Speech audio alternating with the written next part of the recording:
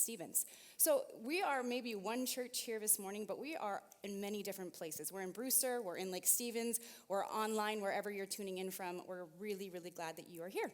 So this morning, I get to end our sermon series that we've been in for the last 3 weeks. And the sermon series that we have been in is called Pre-Decide. Better Decisions, Better Life. And Kyle has been walking us through this idea, this understanding, and the power that there is in making decisions, doing the things that actually help us become the kind of people that we want to be. Right? That there's something about us pre-deciding, that making up our mind, these are the things that I am going to do in order to become the kind of person that I want to be. And as I was reflecting on what to share this morning, and I was praying about it and thinking about it, it dawned on me that the most important pre-decision that has ever been made in the history of humanity was not made by a human at all. The most important pre-decision that has ever been made was made by God himself. And so today we're going to unpack what I believe is one word that can change your life. And I really dislike it when people like me get up here in front of people like you and are like, I got the answer. I know exactly what to do. I know it's been really hard. I know you've been struggling, but believe me, I know, right? So I don't want you to hear me say that, because the one word that I believe can change your life is not a shortcut. It is not a silver bullet by any means. It is not easy. And the word that I actually think can change your life is faithfulness. Faithfulness. Right? And when I say that word, it's kind of like, oh, really? That doesn't sound super fun. You know, we live in a culture where it's kind of, faithfulness has this frumpiness maybe assigned to it. Right? It's kind of like People magazine. Every year they come out with an issue. What is it? World's most beautiful people. Right? You are never going to see them come out with a magazine that says the world's most faithful people. It's just not something that we value as a culture, and honestly, I'm not sure it's something we understand as a culture. But today, I want to talk about 3 dimensions of faithfulness that I think are going to help us understand this a bit more in a way that actually relates to our real lives. 3 dimensions of faithfulness we're going to talk about today is God's faithfulness to us. We're going to start there. Then we're going to talk about what it looks like to be faithful to God. And then we're going to talk about what it looks like to be faithful to each other. Because that's kind of the way that this whole Christianity faith thing works out. Now, if you're new to Jesus, if you're new to real life, if you're new to this whole thing and you're just investigating, there are certain things in culture that will give you an idea of what faithfulness looks like. Faithfulness kind of feels like a Christian word, but there are certain examples in culture that I think can actually help us as we're having this conversation this morning. And that first one, you'll know this, it's a faithful fan, right? That's an example of faithfulness that we understand in culture, a faithful fan. Here is a picture of a Lions fan. Here, see this. And her sign says, I have been waiting for my whole life for this, ... literally. Okay, so I'm not a sports guru. I did marry into a sports family. I was not raised by a sports family. My husband is a diehard Seahawks fan. Then our powers combined, we have our son Jameson, who's 13. He is a diehard Bengals fan. We don't know. You know, you'll have kids like that, right? You're like, we're not sure where that comes from. We don't know. But his whole room, he's Bengals, he's all in, whatever. So I'm going to drop some sports knowledge on you this morning, and it's going to look like, oh my gosh, she knows her stuff. No, I don't. I just wanted to impress you. I grilled my husband and my son. And so here's the deal. If you're not a sports fan, if you don't follow football, here's why this is a faithful fan. The Lions, last week, they won on Sunday. They won last week. So today, after service, I know y'all are going to sit down and be watching the game. This is the first time the Lions have ever gone to an NFC championship. Nope, that's wrong. The last time they went to an NFC championship was 1991. Okay, I'm an 80s baby. So when I hear 91, I'm like, that really was not that long ago. It's not that long. I mean, I remember I had that cute scrunchie and like the side thing and like, oh, it's so cute. Okay, you do the math, it's a while ago. Okay, that was a while ago. So the last time that they were in this position that they're in today was in 1991. Lions have never been to a Super Bowl. The last time that they were kind of in a similar situation is 1957, but back then the Super Bowl did not even exist. So when you see people like this losing their minds over the Lions being in an NFC championship game, the reason they're doing that is because they have sat their bottoms in seats for decades, watching this team, giving their time, giving their energy, giving their emotion, giving their passion. While the chips are down, they keep showing up.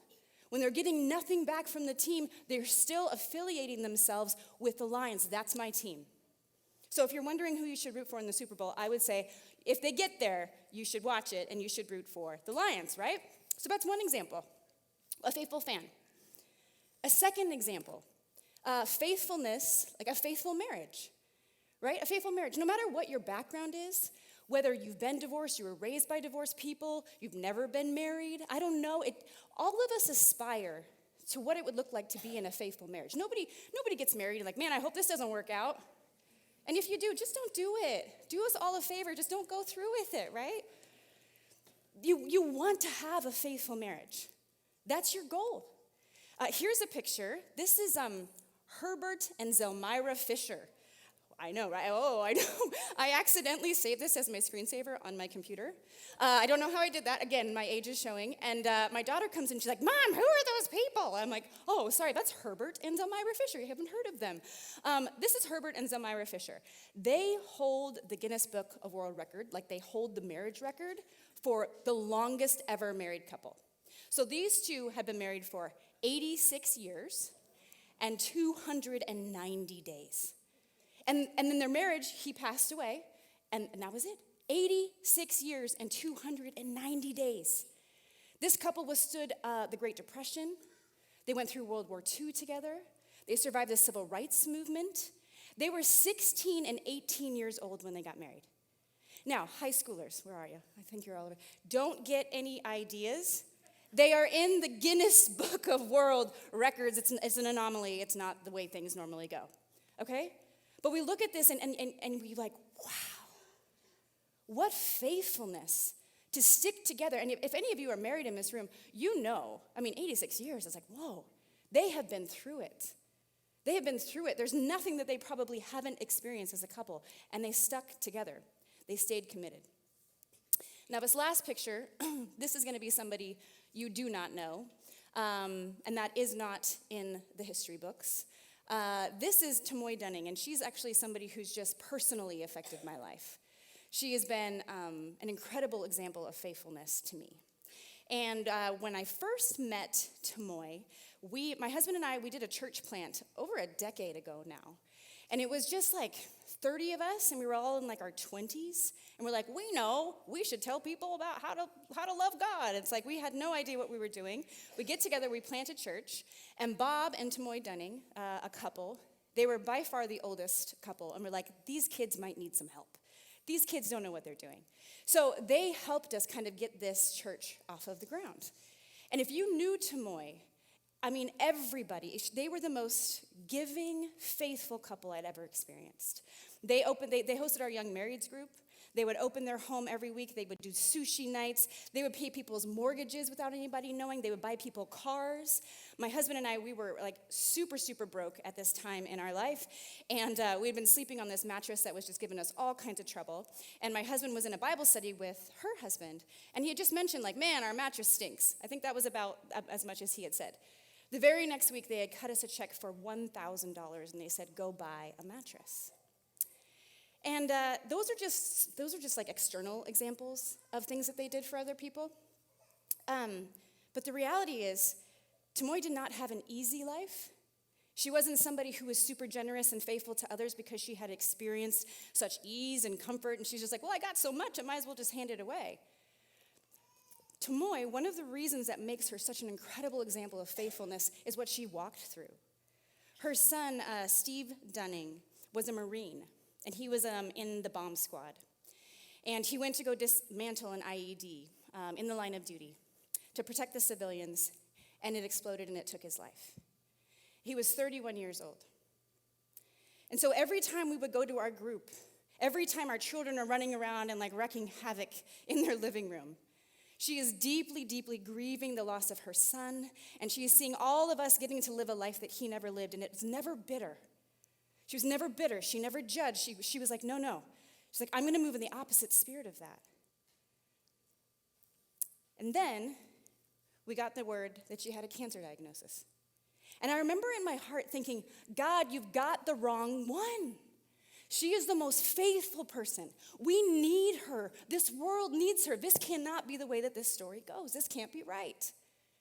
Why would something so bad happen to someone so faithful? We struggle to make these connections.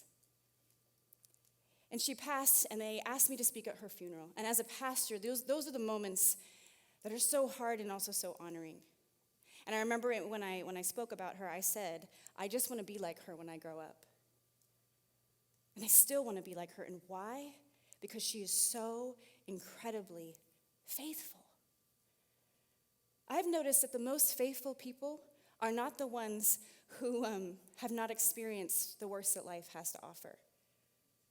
I've noticed that the people that have the deepest faith are those that have recognized and experienced God's faithfulness in moments of their deepest need. In moments of their deepest need. So how do we become people who live a faithful life? What does this look like? How do we become faithful people? How do we pre-decide that no matter what happens, that God is worthy of trust and that he is faithful to us? That first dimension of faithfulness we're going to talk about for a little bit here. Because I believe that that first dimension of faithfulness is where everything else stems from. If we get that piece right, the rest of it will come. If we skip over that piece, it all kind of starts to fall apart. So that first dimension of faithfulness is God's faithfulness to us, right? We're going to talk about that. And the sole reason that the word faithfulness can change your life is that faithfulness doesn't begin with you. Faithfulness begins with the one who created you. That's where faithfulness begins.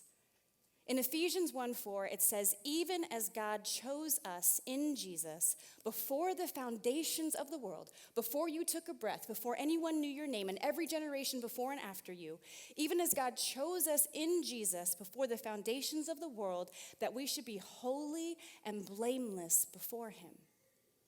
And then John 15:16 says, you didn't choose me. I chose you. And I appointed you so that you might go and bear fruit that will last.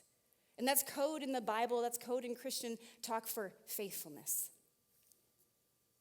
God pre-decided before the foundations of the world to be faithful to you. If you let that sink in, it has the power to change so much about how you pre-decide what you do with your life. That he's decided to be faithful to you in this very moment, in your struggle, in your addiction, in your doubt, in your despair, in whatever it is that you're going through, in your greatest moment, on your highest high.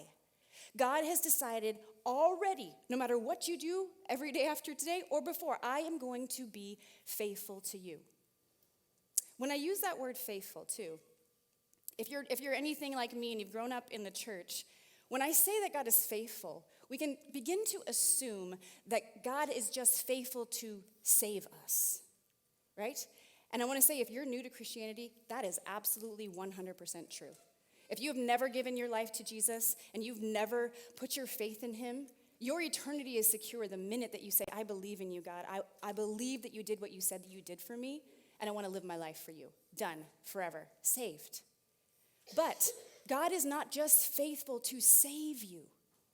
He is also faithful to love you. He's faithful to save you, and he is faithful to love you. The minute that we reduce God's faithfulness to our eternal destiny alone, the minute that we do that, is the minute that we kind of turn him into this like Far Side cartoon character, and we drain out all of the power that there is in actually helping us to become people of faithfulness ourselves. We drain out all that power to experience him relationally. God is relational in his faithfulness to you and me, not just functional. Now, what do I mean by that? Well, functional faithfulness is basically like God has this agenda. There's this thing he wants to do in the world, and he needs to use you to get the job done.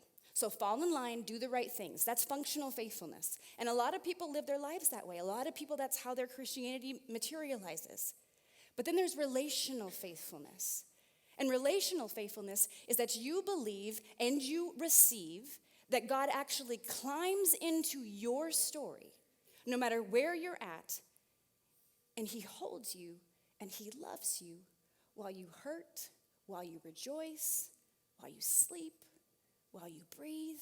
That there's not a minute that he is somewhere out there doing something else. And then when he needs you, he'll call your name and he'll put you in the game. But any other time, you just figure it out on your own. That's not the kind of God I serve. That's not the kind of God that we serve. Isaiah 49:15, it says, as a father has compassion on his children, so the Lord has compassion on those who fear him. God has compassion for the human condition. And how do I know that? He experienced it himself. He wrapped himself in flesh and said, I'm going down there. I'm going to walk through that with them. And that word compassion is an interesting one. It's really interesting because in that particular verse in Isaiah, we think of compassion, we're just like, oh, he just kind of feels things, or he's just kind of like, oh, yeah, it's kind of like a pity word. But if you study the word compassion, it's actually this like deep, visceral, emotional, overwhelming feeling that God has for you. I'm in seminary, so a lot of really smart people struggle with this idea, and we've had these conversations on our calls and in our classes, struggle with the idea that God feels anything. We're like, well, whoa, and they throw these big words at you, right? Like this immutability. But God is immutable. He never changes. So therefore, he cannot feel. You're like, well, I don't know. I feel like the Bible says more than that.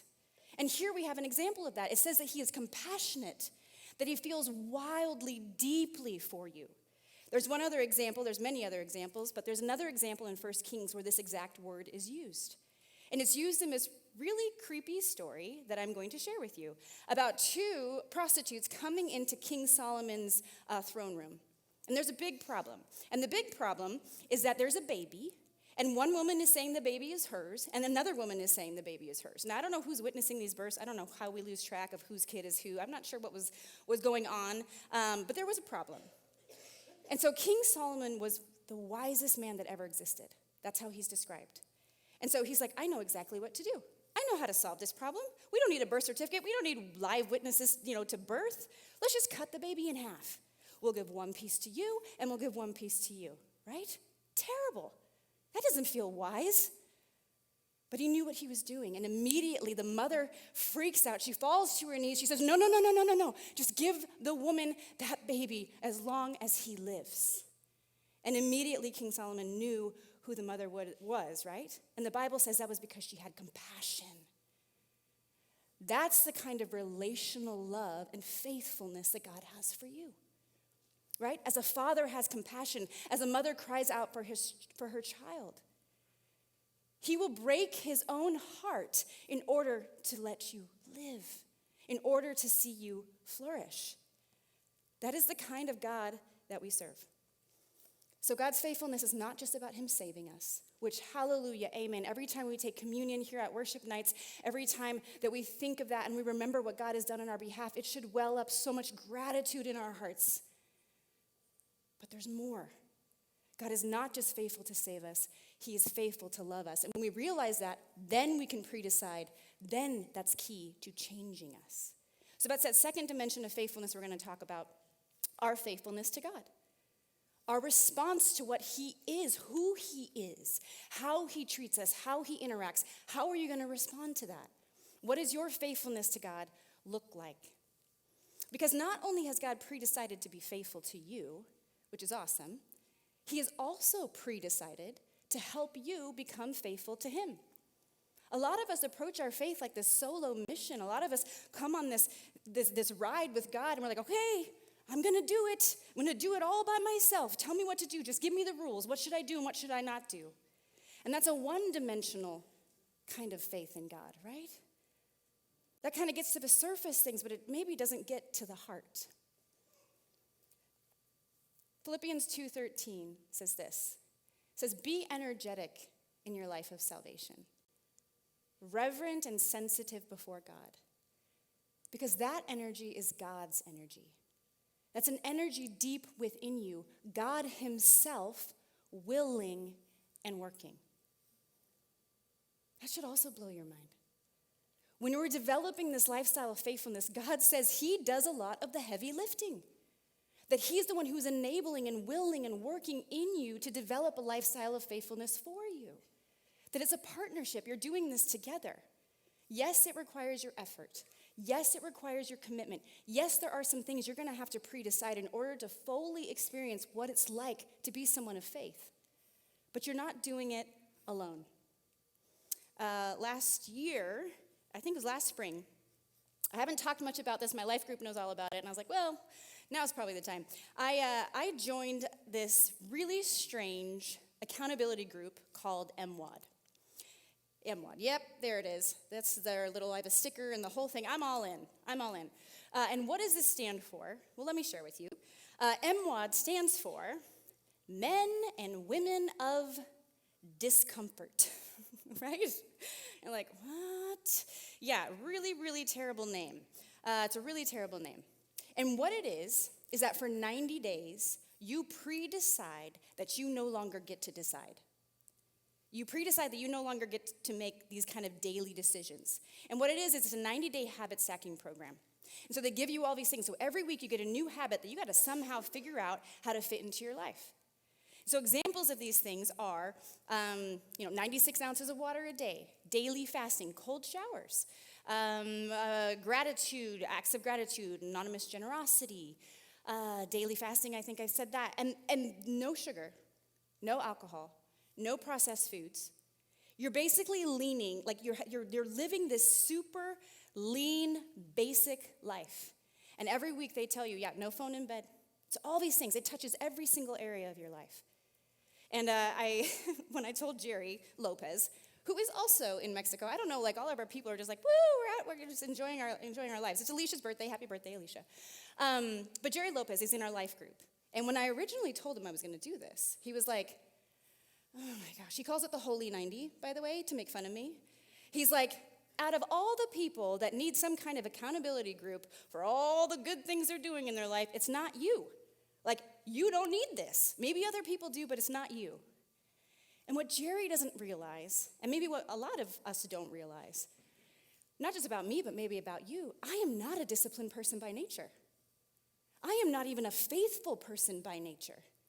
It is a daily act of devotion, a lot like what Pastor Kyle talked about last week. I have pre-decided that there is no area of my life that I don't want God to be working faithfulness in me. And if it takes some kind of silly accountability group for me to have some structure in order to invite him into those areas of my life, I will do that. But this is new for me. This is something that's been developed over decades of my life. When I was a teenager, I'll just give you a little peek into like my weekly diet of what I was doing back then. Canadian bacon and pineapple pizza, right? There's people who are like, fruit doesn't belong on pizza, and I'm like, you're wrong. And so I think it's delicious. I would eat whole medium Canadian bacon and pineapple pizzas all by myself. Sometimes a large, I don't know. I just remember the medium for sure because I was constantly ordering from Domino's. Salt and vinegar chips and red vines, weird but perfect combination, right? I would eat that all the time. I also have a question for people who are like Twizzler people. I'm so confused. Like if you could do red vines, you're like, no, I like the ones that taste like strawberry wax. That's really where I'm at. And you're like, I don't get it. So anyway, if you're a Twizzler, let's talk afterwards. I can pray for you. I don't get it. So anyway, red vines and salt and vinegar chips. I never drank water. I never worked out. Obesity and alcoholism, that's what runs in my family. That's my background. So the reality is, I was not attracted to this kind of accountability program because I'm like, oh man, that's right in my wheelhouse. I was attracted to it because I don't want to get to the end of my life and have pockets of my personality or pockets of my activity or pockets of my habits that God has not touched. And if I need a little help in figuring out what those areas are, where those locked doors are in my life, where I'm not letting him in, where I'm not aware of it, I'm just going about my life, there are areas in each and every one of our lives that God should have access to. Discipline is something I've had to cultivate over my entire life. All of us do. It doesn't come natural. It's not something that we just roll out of bed and want to do every day. That's why pre-deciding is so important. For those of you who don't know Jesus this morning, I understand this might sound kind of crazy. You're like, It was just so much work to even get to church on a Sunday. And now you're telling me that I gotta like drink water to the glory of God? Like what the heck? Like I'm just trying to like figure this thing out. And I hear you. Why does God need more than Sunday? Why does God need more than my, 5-minute prayer to him when I need help finding a parking spot? Why does he need more from me from that? Why isn't that enough? God doesn't need anything more from you. You need a lot more from him, though. You need a lot more from him. We're just going to miss out on the adventure that it is following Jesus with our whole lives if we just minimize the areas that he has access to. Life becomes less fun, less adventurous.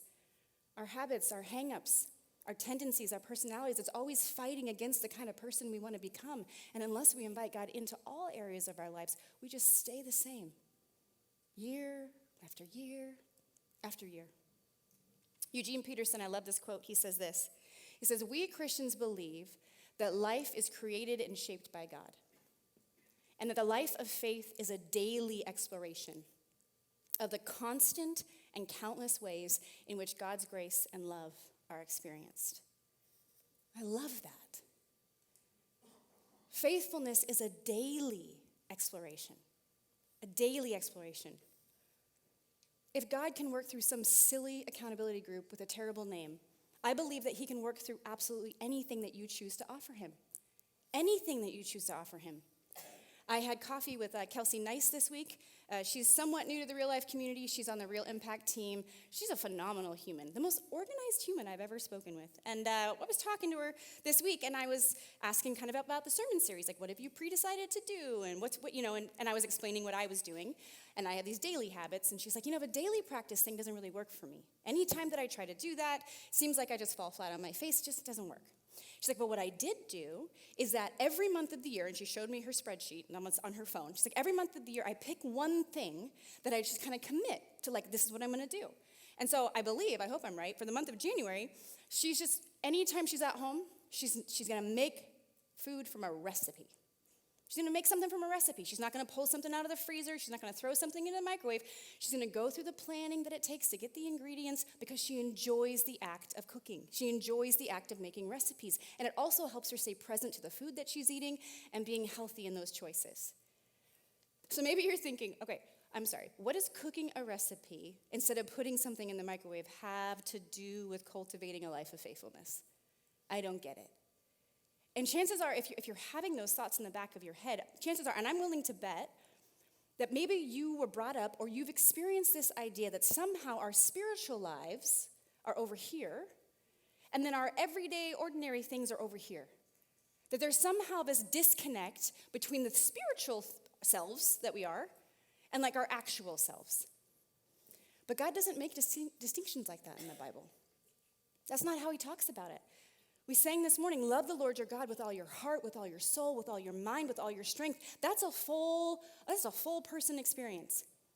And if you think that there are things that are like not sacred, an example in the Old Testament, they had the tabernacle, which is kind of like an early version of like our church gathering sort of.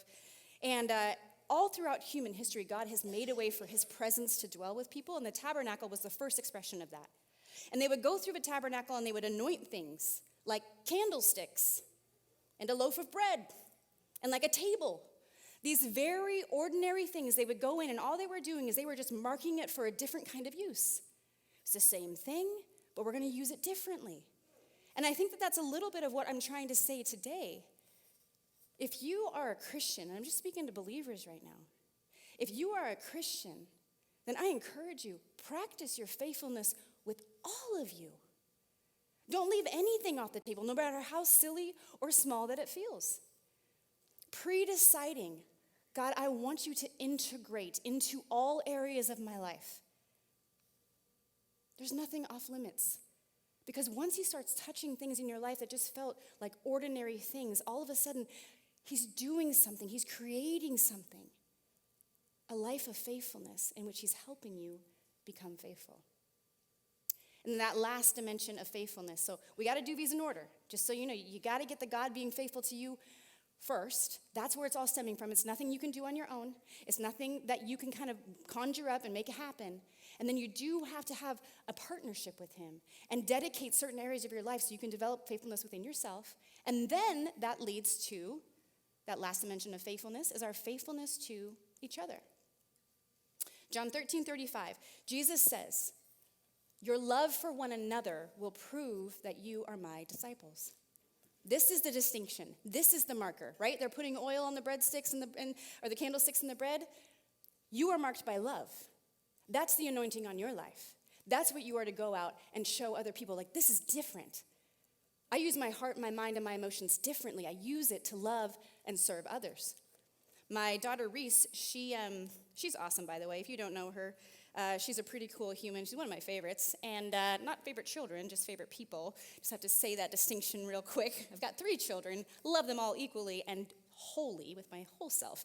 And my daughter, she is studying ancient Greece in her geography class at school.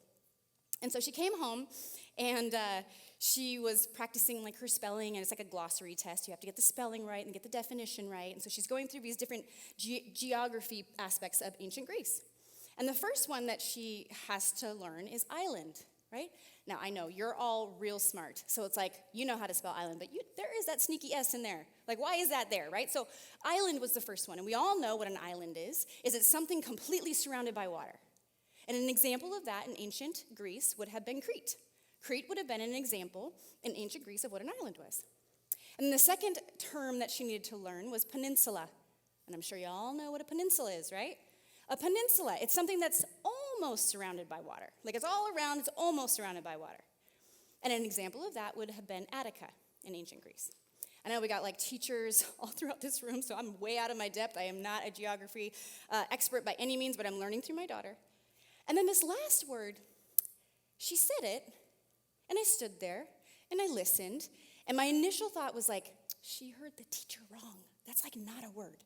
I've never heard that word in my life. And I know a lot of words. I've been around. Like, I'm kind of a words person. And I never heard it. And I'm probably pronouncing it wrong. I probably should have gone online and be like, how do you say this word before I say it in front of you all? But this is how I think you say it.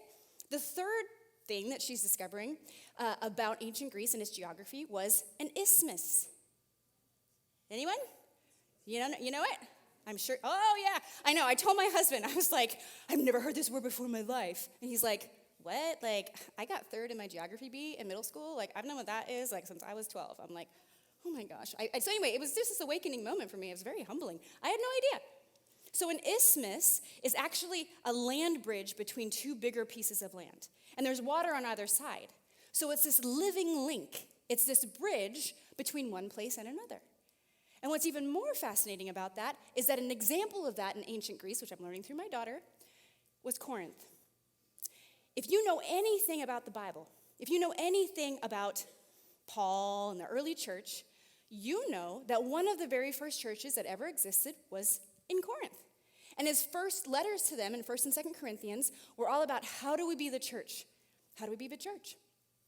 And what's really ironic is that in 1 Corinthians 1, they're struggling with unity.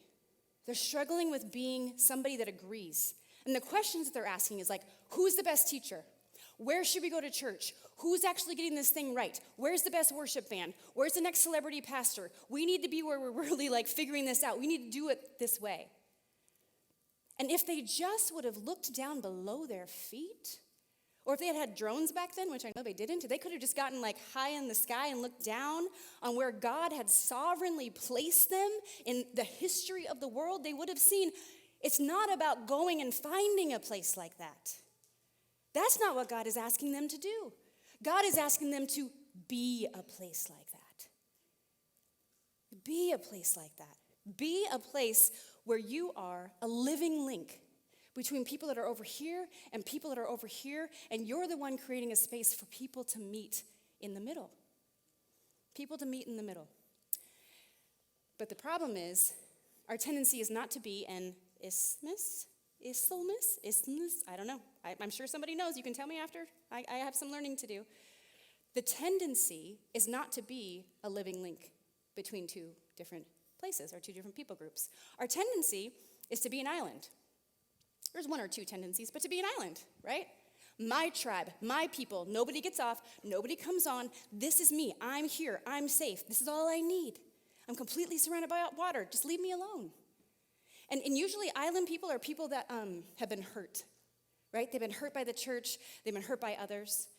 And so they just need to keep people away. And then we have peninsula people where they're surrounded almost by water. Like everything, but they're still connected to God. They still kind of have a life of faith, but they're missing it. Their faith is all about them and what they believe and their denomination and the way that they're going about it. We are called to be isthmus people. We are called to be living links between two different groups of people. People who connect God's faithfulness to their actual lives so that they can experience the blessing of who they are becoming. So here's our next steps. I'm wrapping this up. Thank you guys so much for letting me hang out this morning. I'll go through these quickly. Our first next step is to learn about God's faithfulness to you. Learn about God's faithfulness to you. That's our learn rhythm. We have these rhythms here at Real Life. Kyle talked about them last week. I'll talk about them this week. Learn, invest, follow, and engage, right? Our learn rhythm, study God's faithfulness in the Bible. If I shared a story this morning that you've never read or you've never heard about, go and study that. Google just faithfulness. Get the YouVersion app. Get to know the familiar plot of God's story and his faithfulness to us. That second step, get in a life group. We've talked about it a ton. I'm going to say it again. That's your invest rhythm. Get into a life group. We're having a launch on February 25th. We have 14 groups right now. We're looking for a few more leaders if that's you. We would love for you to be able to experience what that's like, to be with relationship with other people. So get into a life group. And the final one is pick a follow practice. The follow rhythm is a spiritual discipline or something that might feel out of the norm for you, and give it to God. Offer that to God. I know that Graham and Kayla are actually going to be having a follow rhythm group that's just going to be going through spiritual disciplines. If that's something that you've never experienced, you want to know more about, sign up for their group. Give it 8 weeks. So again, faithfulness is threefold. God's faithfulness to us, our faithfulness to God, and then our faithfulness to each other. And I really do believe that it's a word that can change your life because it's changed mine, and I know it's changed a lot of you in this room.